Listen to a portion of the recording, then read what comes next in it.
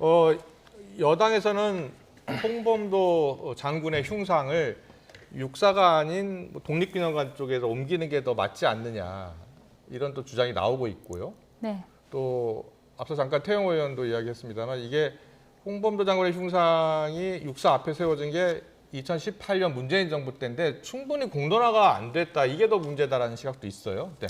좀 여쭤보고 싶어요. 그러니까 그 공산주의 경력이 문제라는 거잖아요. 예. 그러면은 공산주의 경력 때문에 흉상을 철거해야 된다면 그러면 조선노동당 조직책 출신으로 사형 선고까지 받았었죠. 박정희 전 대통령은 군 통수권자였습니다. 그거에 관련돼서는 어떻게 생각을 하세요? 김병우 의원한테 이야기한 거니까요. 김병우 의원이 답해 주시면 될 것 같아요. 예. 최고 지도자가 되어서 그걸 통치한 분하고 홍범도 장군의 사례가 다르다고 생각하고 제가 하나만 더 예를 들겠습니다. 예. 국회의사당에 딱 들어가자마자 좌측 우측에 세종대왕과 이순신 장군 동상이 있습니다. 예. 제가 한 20년 국회에 있었는데요. 네. 늘 국회의사당에 들어갈 때마다 굳이 이 민주공화국 대한민국의 의회 민주주의를 상징하는 이 국회의사당에 예. 봉건왕조 시대의 위인들 영웅들을 우리가 전시하고 기념할 필요가 있을까?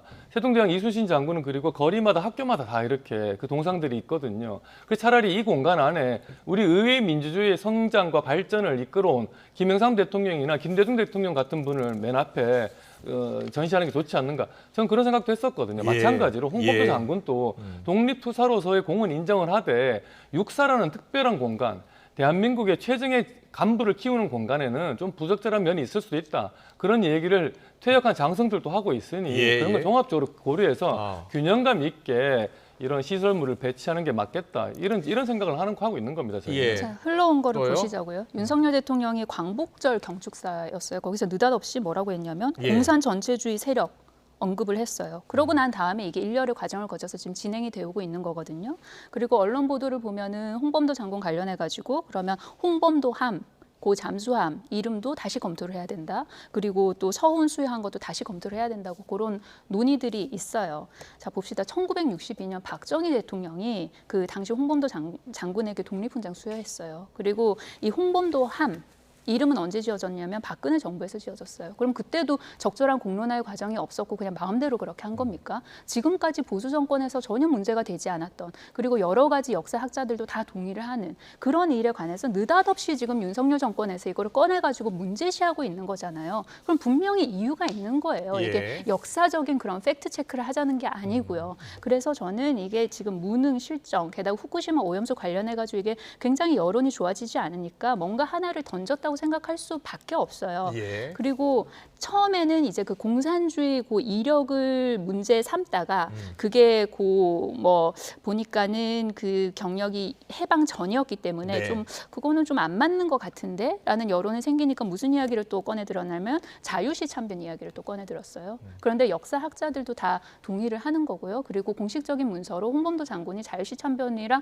관계가 없다는 게 정설입니다. 그런데 요거 하나로는 좀 약할 것 같으니까 역사 왜곡도 지금 서슴지 않고 있는 거잖아요. 이유를 좀 말해줬으면 좋겠어요. 이렇게 느닷없이 홍범도 장군을 가지고 독립 영웅을 가지고 폄훼하는 그 이유를. 그러면서 반면에 누구를 다시 꺼내들었냐면 백섬혁 장군 꺼내들였지 않았습니까? 그 웹툰 지금 육사 홈페이지에 올라가고 있고요. 저는 이게 너무 이상해요. 왜 이렇게 이 판으로 지금 몰고 가고 있는지 분명히 뒤에 검은 배경이 있다라고 생각을 합니다.